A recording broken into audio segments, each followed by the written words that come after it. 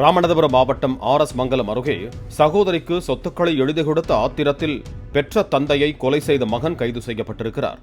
குய்யவனேந்தலை சேர்ந்த காசிலிங்கம் என்பவர் கடந்த 28ஆம் தேதி கொலை செய்யப்பட்ட நிலையில் அவரது மகன் கண்ணன் உள்ளிட்ட 4 பேர் போலீசாரிடம் சிக்கியிருக்கிறார்கள்.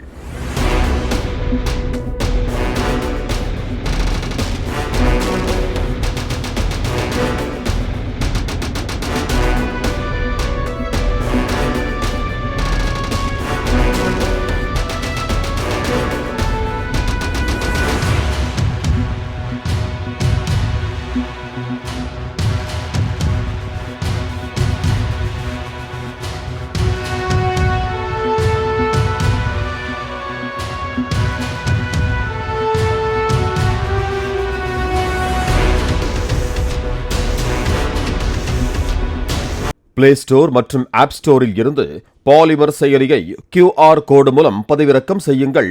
செய்திகளை உடனுக்குடன் பெறுங்கள்.